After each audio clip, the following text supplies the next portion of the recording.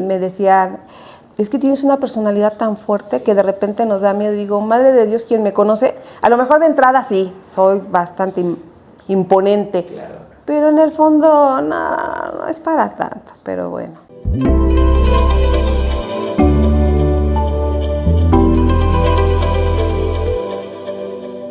Ok, buena pregunta. ¿Por qué? ¿Quieres la fácil o la más difícil? Para empezar, tendría que decirte por qué estudié psicología, para llegar a la tanatología.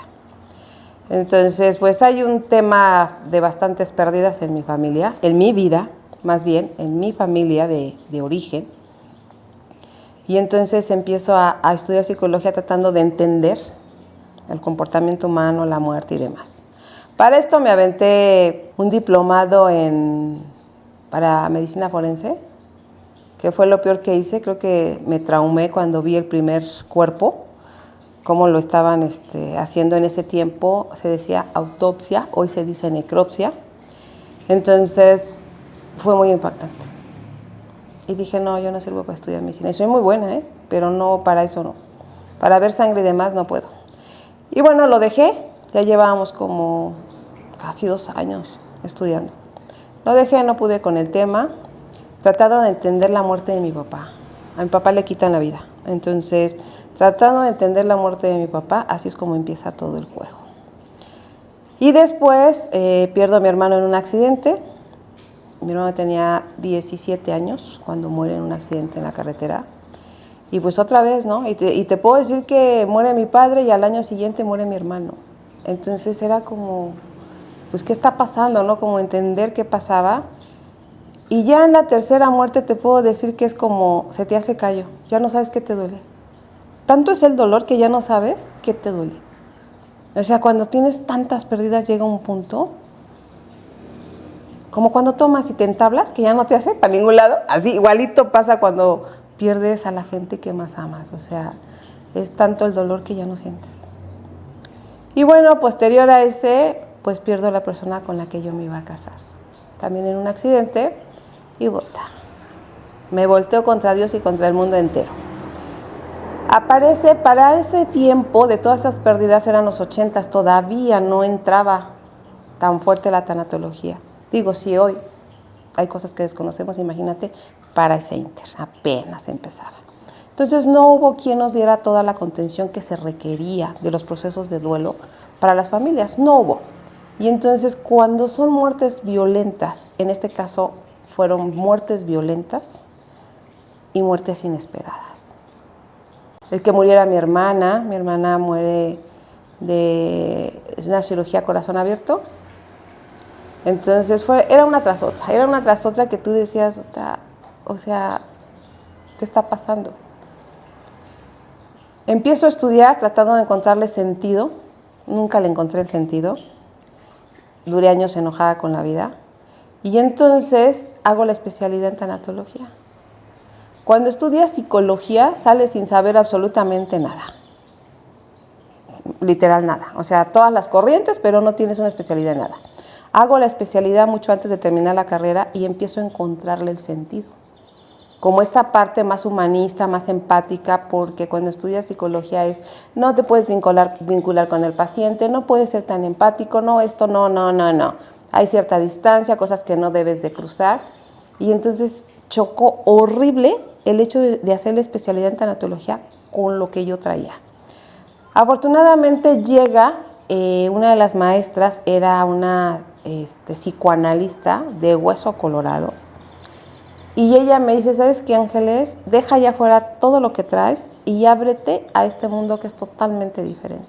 Ahí es cuando puedo yo conectar realmente con la tanatología y le da el sentido humanista a mis terapias.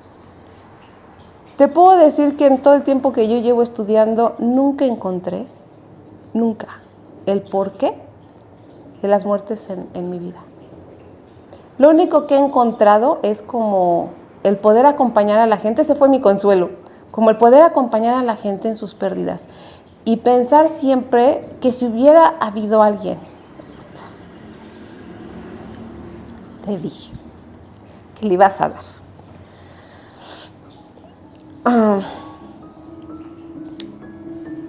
acompañar a la gente para mí ha sido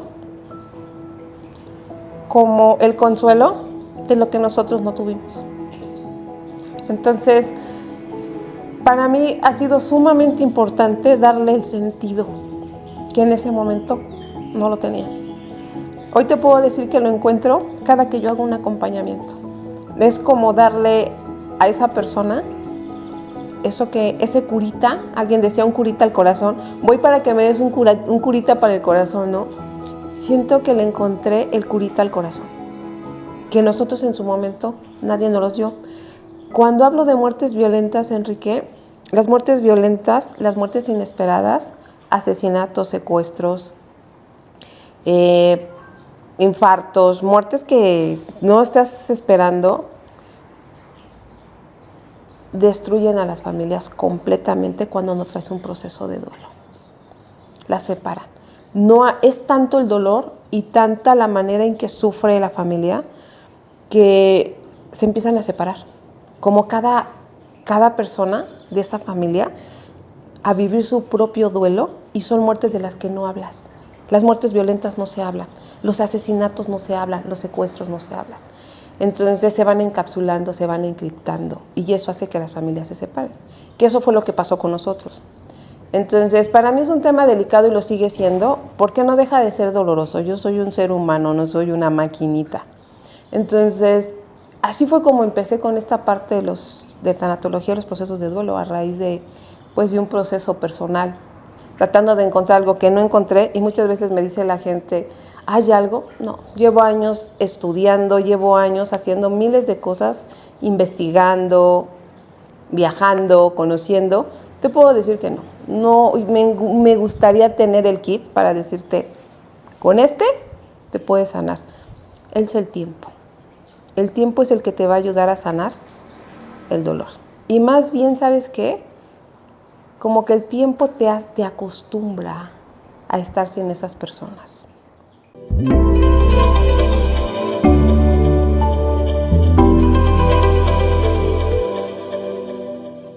Los tanatólogos, no voy a hablar de los psicólogos porque es bien complejo. Un psicólogo sin esa especialidad puede ser frío e indiferente, porque así te lo marca la escuelita, ¿vale? Un tanatólogo no, la formación es diferente. La formación de un tanatólogo es más empática.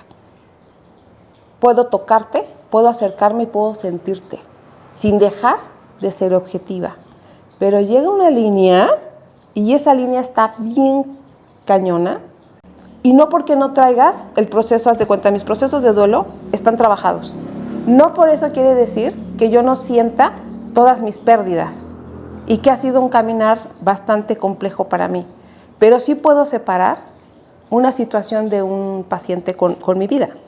Pero llega un punto, Enrique, que no puedes, y te voy a decir que es el dolor ajeno. Cuando tú ves a esa persona, y de verdad, un día vamos a dar una entrevista del dolor.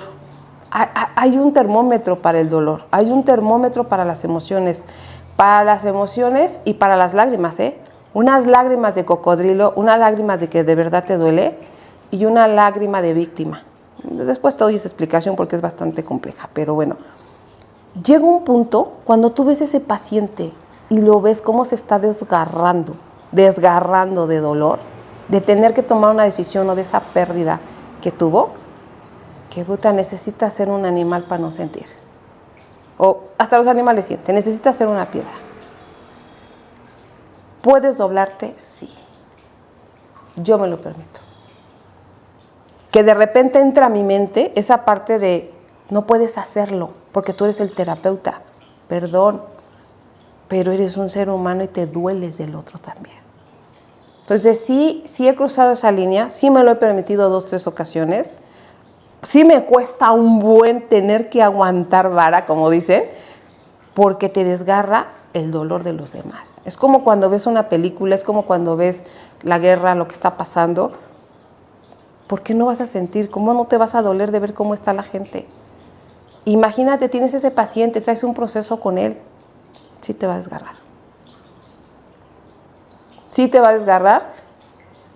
Hay algo que tiene que quedar bien claro. El que te desgarre no quiere decir que dejes de ser objetivo. Cuando tú te vuelves subjetivo, ya fuiste, porque entonces si tú no traes, yo como terapeuta, no trabajo mis procesos de duelo, mis heridas, mis pérdidas, yo me puedo vincular a ti y ya fue, vamos a llorar los dos. Pero si yo tengo bien claro mi proceso de duelo, te acompaño y puedo sentir tu dolor, sí, sí lo puedo sentir. ¿Y puedo llorar?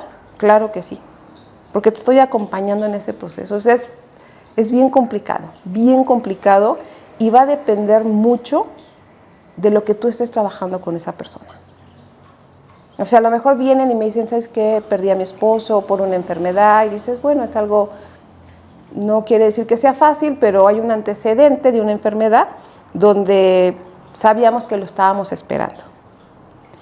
Pero, no sé, te puedo hablar de un caso de una persona donde la esposa se suicida y deja a una niña, ¿no? Y le deja una carta al esposo y él dice, yo nunca entendí por qué lo hizo. Y tú ves como hombre, o sea, no estamos acostumbrados a ver a un hombre desgarrarse. Porque en México el hombre tiene que ser hombre. La mujer puede llorar con la comadre y con todo el pueblo, pero un hombre no. Ver desgarrarse a un hombre, híjole, sí cruzas esa línea. Sí la cruzas.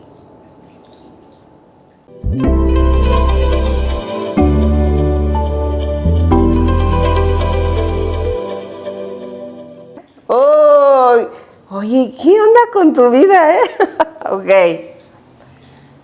Ahora sí me siento como cuando estás tú del otro lado, del lado del paciente. No inventes, ¿qué te pasa? Sí me pasó, y me pasó cuando estaba haciendo el servicio social. Ahí fue cuando dije, ser terapeuta clínica no son chilaquiles y tienes que trabajar tu proceso.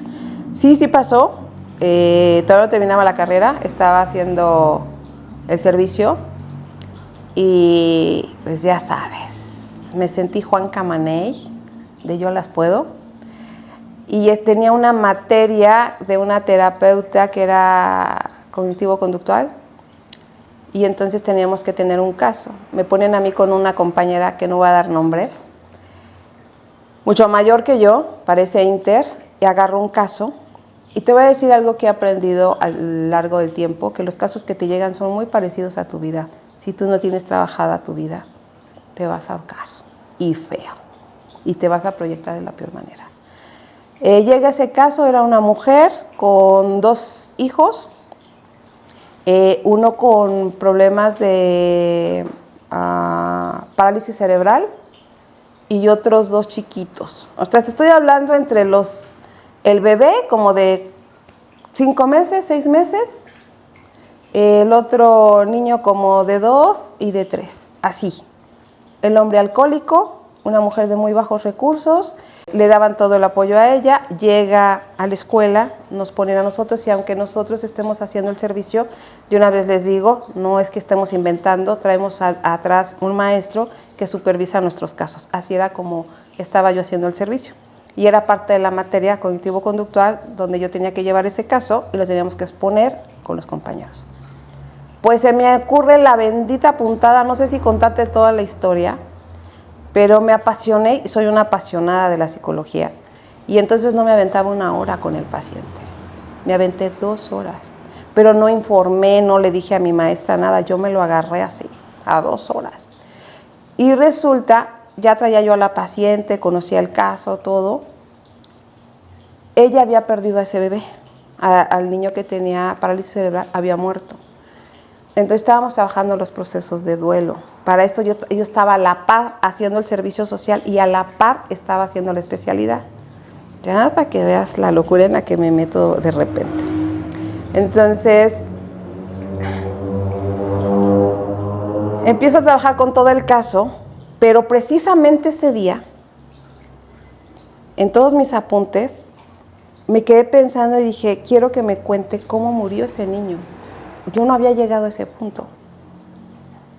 Entonces, esta mujer, cuando me empieza a contar cómo muere su hijo, pues me habla de que, pues si tenía 10 pesos, pues le compraba al bebé la fruta, a los otros niños no. O sea, como que trataba de darle lo mejor al bebé para nutrirlo y a los otros no.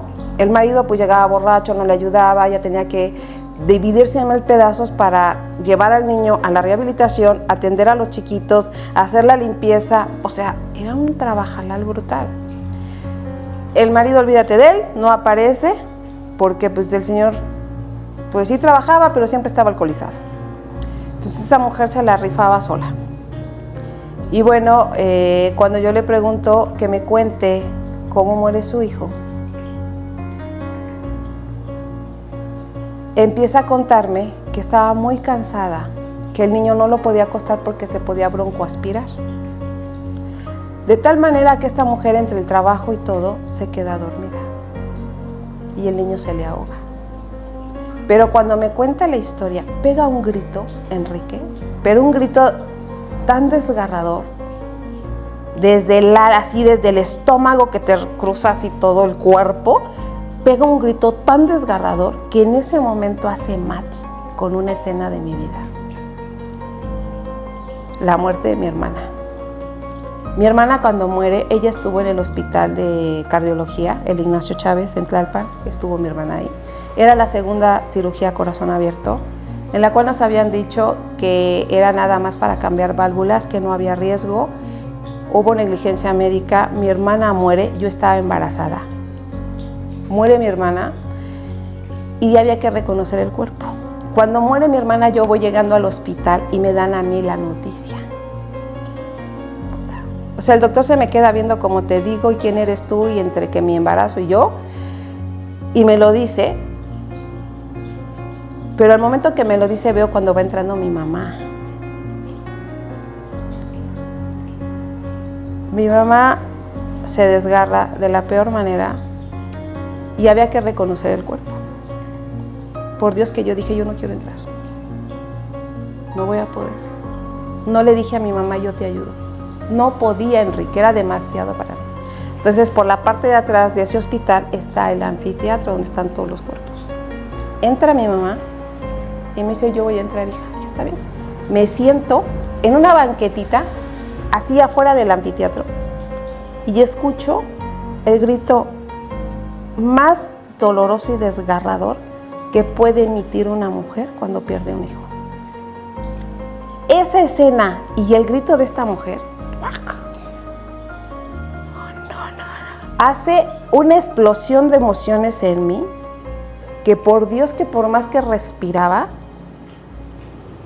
dije, no voy a poder, quiero que se vaya, O sea, era una cosa en mí a nivel emocional, mental, ya había una crisis ahí. Volteo a ver a mi compañera de, güey, sal al quite, y la otra me hace cara de, no. Me dejó sola, Enrique. Me considero una persona tan profesional, y en ese momento, híjole, yo no sé cómo le hice. Te juro que no sé cómo le hice. Dije, no la puedo dejar, está en crisis, tuve que sacarla de la crisis, no se podía salir esa mujer hacia la calle. No me preguntes cómo le hice, la saqué de la crisis, la calmé, mandé a traer agua.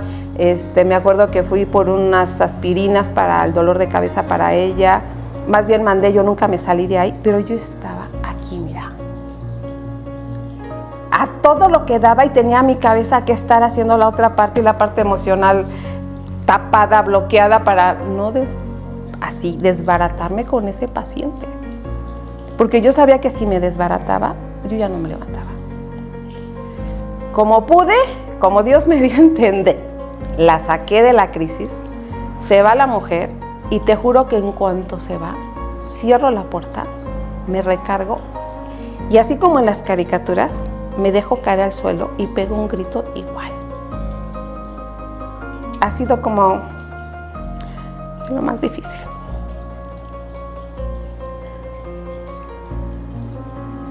Ahí me di cuenta que tenía que trabajar mucho conmigo. No podía volver a pasar eso. Y entonces no paré y no he parado. Siempre que estoy al frente de los pacientes, yo tengo terapia. Mi terapeuta está atrás de mí para, en el momento en que el caso se parece a alguno de mis pacientes, aquí tengo, no te preocupes, pues volteo, ¿no? Volteo con Vero. Vero, te saludo. Ella ha sido mi terapeuta toda la vida. y ella es la que me coachea. Entonces con ella empecé a trabajar mi vida porque dije, no me puedo permitir eso, no puede volver a pasar, porque uno tiene que saber dónde está parado. No te puedes vincular de esa manera con un trabajo que tú no traes. Yo no lo traía. Y bueno, pues la regañada ya te la imaginarás de qué tamaño. Se va la paciente, yo tenía que dar a otro día, exponer el caso, decir lo que había pasado. Con mi compañera me enojé, como no tienes una idea, porque dije, no inventes, o sea, me estás viendo, te estoy haciendo señas y te valió una hectárea. Y te estoy diciendo que esa mujer para ese Inter a mí me lleva 30 años.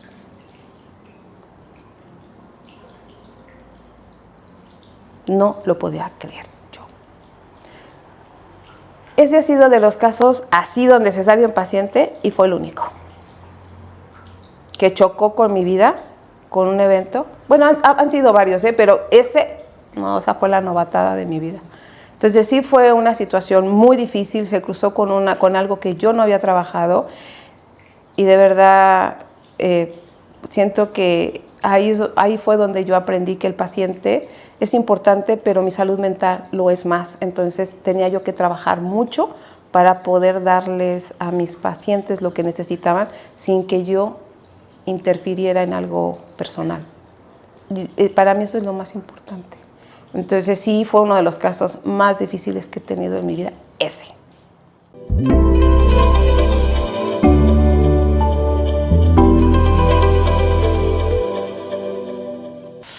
Imagínate nada más.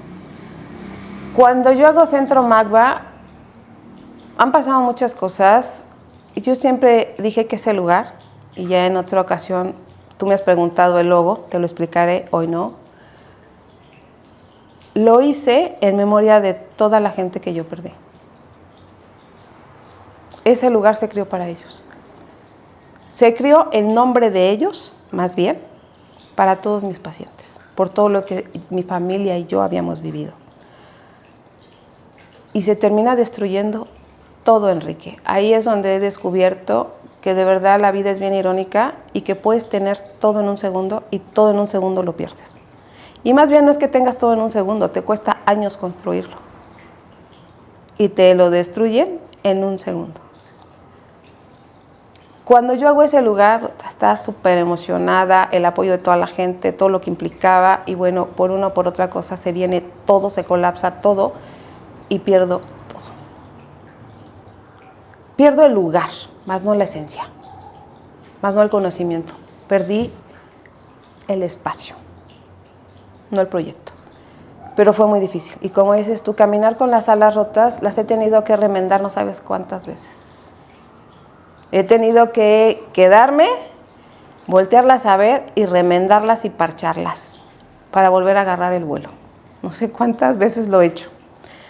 Y no sé, esta vez, si resistan otro trancazo de ese tamaño, porque no es lo mismo que te den un llegue a los 17, no es lo mismo que te den un llegue a los 20, a los 30, a los 40, pero a los 50 ya pesan. Ya no es lo mismo. Ha sido bien complicado cuidar ese bebé. Porque llega un punto donde digo, no, ya no quiero nada, voy a botar todo. Y yo creo que no nada más a mí me pasa, a mucha gente, que pones el alma, el corazón y que te lo rompen y que tienes que volver a caminar con las alas rotas y dices, ya no quiero. Yo sí te puedo decir algo. Híjole, me he tenido que detener, he tenido que pausar, pero mis pausas son bien raras. Yo siempre le digo al paciente, tranquilo, despacio, pero no lo aplico para mí, o sea, eso me cuesta. Yo mis pausas son raras, mis pausas siempre son en solitario. Es como yo puedo hacer las cosas. Muchas veces la gente me dice, aquí estamos. Yo no, yo necesito estar sola. Necesito llorar, necesito gritar, necesito berrear, necesito pintar, bordar, tejer, lo que quieras como para tratar de estructurarme. Yo funciono así. Yo a mí si vas y me abrazas, no sé qué hacer con ese abrazo, no sé qué hacer con ese apapacho. No me lo enseñaron de esa manera. Me cuesta más trabajo. Entonces, pues volví a poner al bebé otra vez en otro espacio, cuando ya no quería. Dije, ya no quiero. Pero volver a ver a la gente de nuevo, a tus pacientes, la gente que me conoce, y que me decía, Doc, todos los que tenemos negocio, todos los que hemos hecho algo, se nos ha caído y tenemos que volver a empezar, no eres la única, aguanta. Yo decía, Dios, si supieran el dineral que debo, si supieran todo lo que ha implicado, toda la situación de fraude que hubo atrás de todo esto, de traición, porque hubo traición, hubo fraude, hubo engaño, hubo mentira. Híjole, está cañón, Enrique, poder tener que lidiar con eso, ¿no? Pero atrás está mi terapeuta, entonces era así como de, Vero, ya no puedo, o sea, te juro que me quiero morir, quiero aventarme por la pinche ventana, pero está bien bajito y nada más voy a hacer el ridículo, ¿no? Y me decía, tranquila, Ángeles, vamos a poder y bueno, pues aquí estamos otra vez, pero sí, no ha sido fácil, ha sido bien complicado. Y otra vez vuelvo a ver mi logo y curiosamente mi hermano, es muy raro que nos veamos nosotros, pero vi a mi hermano y me dice, estaba tomando café conmigo en mi casa y agarró una taza de Centro Magba y se le queda viendo y me dice, ¿por qué no pusiste el sol y la luna? Y este menso. Le dije, vela bien. Y me dice, pues es una mariposa, vela bien. Y entonces cuando lo vio y le dije lo que implicaba, se soltó llorando. Y me dijo, ¿es en serio? Le dije, sí. Y entonces no sé cómo hace la taza hacia atrás y me dice, hasta ahorita me di cuenta quién está en el ojo, qué es lo que representa. Dice, no podía. Le dije, ¿verdad? Ahí está el chiste. Entonces, como ver esa parte y ver que la gente cuando viene aquí encuentra un poquito de consuelo, por eso me gustan los lugares bonitos, porque ya vienes bien tronado, ya vienes cansado, vienes de la oscuridad. Por eso me gusta que siempre este lugar esté lleno de color, de luz, de tranquilidad, que encuentres esa paz, esa tranquilidad y ese acompañamiento. Me decía Jessie ayer, estuvimos haciendo estudio de casos, y me hizo una pregunta y me decía, Doc, ¿cómo sé yo cuando tengo que parar? Le dije, bien fácil. Vas a parar cuando te rebase el caso. No sigas. No sigas porque te vas a destruir. Vas a parar ahí y es cuando tú necesitas que alguien esté contigo acompañándote. Es un acompañamiento. Y me decía ella, hay pacientes que vienen y te dicen, vengo a ver si es cierto que tú eres tan fregona. Y me dice, no sé qué contestar. Le dije, yo sí. Para empezar, yo no te voy a demostrar nada. Te voy a acompañar en tu proceso y voy a entrar a tu mundo, a tu infierno. Yo voy a entrar ahí. Y yo voy a caminar contigo hasta que salgas del otro lado. Eso es mi trabajo. Y entonces se quedó ella y me dijo, tienes razón. Y eso es lo que he hecho. Caminar con mis pacientes en ese túnel de oscuridad que lo he recorrido un chorro de veces. Pues eso es lo que he hecho. Caminar prácticamente esa oscuridad con mis pacientes. Es meternos ahí. Es meternos a tu oscuridad. Es meternos a esa parte dolorosa donde yo he entrado y salido muchas veces.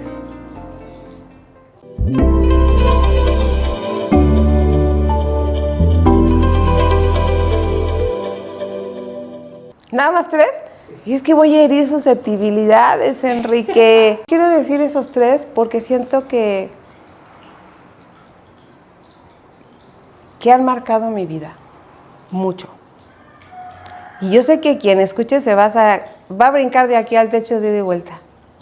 Pero apenas estaba haciendo esa reflexión, que ya te contaré en algún momento. Y la primera persona a la que hoy, con todo lo que yo he recorrido en conciencia, sin rabia, sin coraje, sin resentimiento, siendo realmente consciente de todos los pasos que yo he dado, hay alguien a quien yo hoy, y no sé si pudiera, fíjate que me quedo pensando, no sé si pudiera, pero me gustaría hacerlo, y darle las gracias sería al papá de mis hijas, y te voy a decir por qué. Ese hombre fue tan frío y tan indiferente que yo muchas veces estuve tan enojada por muchas situaciones, pero hoy te puedo decir que le puedo dar las gracias. Porque esa frialdad, esa indiferencia de él sirvió para ser lo que yo soy hoy. Me dio la libertad de elegir carrera, me dio la libertad de expresarme, me dio la libertad de crecer. El que él no se acercara, el que fuera indiferente, hizo que yo creciera, pero cañón. Y le puedo dar las gracias. Considero que la vida, te estoy hablando ya a un nivel más elevado, me lo puso para eso. Para tener esas hijas hermosas que tengo y que han sido mi motor, y para que yo creciera a nivel intelectual, a nivel espiritual. Me lo pusieron ahí. Valió la pena. Hoy te puedo decir que valió la pena. Y es alguien a quien, y lo voy a hacer, fíjate, porque está vivo todavía. La vida me está dando la oportunidad de verlo y darle las gracias. Valió la pena. Otra persona, mi maestro, Ricardo Camargo. Ese maestro fue, hijos, la punta de lanza en mi especialidad. Cuando yo conozco a ese hombre y ya hago la especialidad, pues yo traía todas estas muertes que yo no encontraba, cómo habían afectado a mi familia y cómo nos habíamos separado todos, porque te puedo decir que todos estamos separados. Vengo de una familia totalmente desintegrada por la violencia y el dolor. Así. Entonces, nosotros no tenemos nada que hablar. Entre hermanos, si nos juntamos, nos quedamos en el tiempo atrapados y de lo único que hablamos es de muerte. No nos vemos, no hablamos. No sabemos y no podemos. Ricardo Camargo ya trascendió, pero él marcó mi vida. Es un hombre, digo, y es un hombre porque lo sigo, para mí va a estar vivo siempre, porque cada que lo recuerdo lo puedo ver. Una sonrisa así espectacular, un olor a cigarro, porque se fumaba como una caja de cigarros todos los días, de sombrero, un señor como de unos 70 y tantos años, que me encantaba la ligereza con que veía la muerte. Y yo decía, se va a morir de tanto que fuma. No. Murió de un infarto fulminante en un escenario, en una conferencia. Y así quiero morir yo, a ver si Diosito me la hace válida. Así murió, como los grandes. Es una persona que nunca le pude dar las gracias. A veces creemos que la gente va a estar toda la vida contigo y no es así, Enrique. Y de repente se me olvida. Trato de que no se me olvide, pero somos seres humanos y cometemos un chorro de errores. Ricardo fue el que descubre lo que le pasa a mi familia. Cuando yo le digo todo lo que pasó, él me dice, ¿sabes cómo se llama eso? Le dije, no. Y me dice, encriptamiento. Hay tanta violencia, tanta muerte, que todos se encriptaron en su dolor. Por eso se destruyeron todos. Él es el que le da el nombre y el significado a esos procesos de duelo tan dolorosos míos. Él.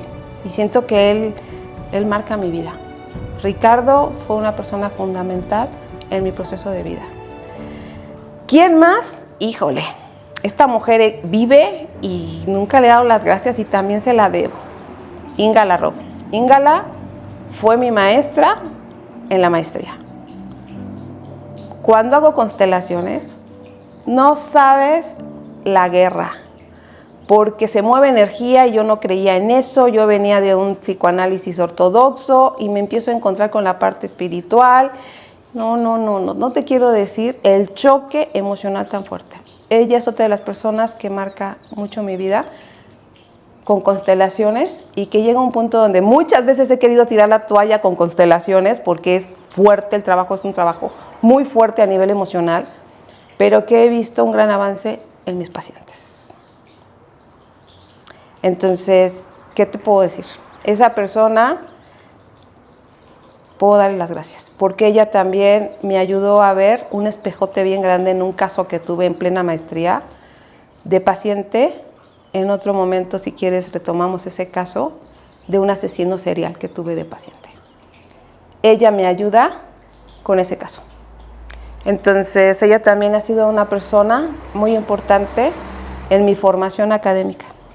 Alguien que me acercó a la parte chamánica, a la parte espiritual, fue Jesús Jiménez de la Cruz, que él vive y que prácticamente él también le da mucho sentido a toda la formación académica que yo traigo, porque él caminó mucho tiempo conmigo. prácticamente toda la maestría. Y es alguien que tampoco le di las gracias y está vivo y no tengo manera de encontrarlo, pero si alguien sabe de él, aquí estoy. Y donde quiera que me veas, pues te puedo dar las gracias. A ese hombre también, que me acercó a ese mundo que yo desconocía. Y así te puedo enumerar muchos, pero siento que ellos son los más importantes.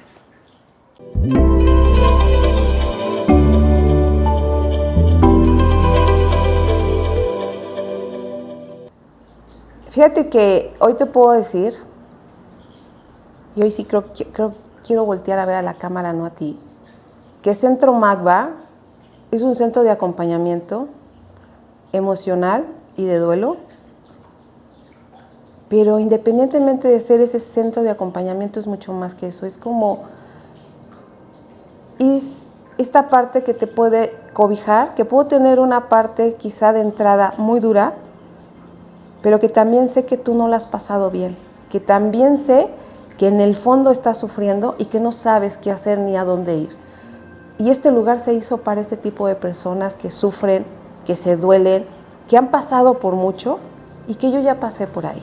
Y que puedo acompañarte en esa transición, yo siempre les digo, vas a tener que cruzar ese túnel oscuro aunque no lo quieras, pero con una ventaja, yo lo crucé sola. Y lo que te ofrece este centro es el acompañamiento de tu proceso. Y no nada más en cuestión de pérdidas, sino de cualquier situación emocional, no lo vas a cruzar tú solo, tú sola. Te vamos a acompañar a cruzarlo. En cuestión de procesos de duelo te puedo decir que yo lo he cruzado varias veces y lo crucé sola. Hoy te puedo acompañar y no lo vas a cruzar sola y te vas a dar cuenta que del otro lado también hay vida. Y como decía Kubler-Ross, ¿qué había después de la muerte? Yo también estoy de acuerdo con ella, quien pueda leer ese libro de La Rueda de la Vida, de que hay vida, hay luz, sí la hay. Entonces es cruzar ese túnel de tristeza, de dolor, de no querer caminar, de miedo, pero no lo vas a hacer solo ni sola. Voy a estar a tu lado, yo va a estar a tu lado, aquí hay terapeutas de niños, de adolescentes y yo, y no vas a tener que hacerlo sola como lo hice en algún momento de mi vida. Lo hice yo sola porque no tenía de otra. Hoy te ofrezco ese acompañamiento y el que no camines sola, con tus alas rotas. Puedo acompañarte y vamos a hacer 2 con las alas rotas. Así que vengan, conozcan este lugar. No es el monstruo que yo estaba haciendo, es mucho más pequeño, pero aquí está la esencia. Sigue estando la esencia, sigue estando el proyecto y seguimos estando nosotros. Entonces estoy en Plaza Colón y bueno, no me sé la dirección, ya lo pondremos ahí para que lo tengan, pero este lugar es un lugar nuevo, es Plaza Colón, estamos desde las 9 de la mañana hasta las 7 de la noche trabajando para ustedes. ¿Qué les espera? Bueno, pues estamos haciendo ahorita cosas nuevas, no empezando porque ya lo traigo de rato, pero sí innovando algunas situaciones, afinando, y una de ellas va a ser, vamos a tener varios convenios ahorita con varias instituciones para darle apoyo a la gente de bajos recursos. Si eres una persona de bajos recursos, acércate, pregunta, porque también hay para ti. Hace poco pasó algo que digo, caramba, si no preguntan, ¿quién nos va a ayudar? Me llega una llamada y me dicen, oye, ¿en cuánto están tus terapias? No, le doy el costo, yo cobro 800 pesos, y me dice, no me alcanza para darte tus honorarios, y le dije, ok, no te preocupes, acércate, veo tu caso y veo qué te puedo ofrecer. Y me pone en el mensaje, muchas gracias, no puedo. Si no te acercas, ¿cómo te puedo apoyar? ¿Cómo podemos apoyarlos? Entonces se está haciendo y se está abriendo esa puerta también para la gente de bajos recursos que vengan. Se hace un estudio socioeconómico, se hace una propuesta y bueno, está abierto para todos. Y aquí los esperamos en Centro Magva, Centro de Acompañamiento. Centro de Acompañamiento Magva.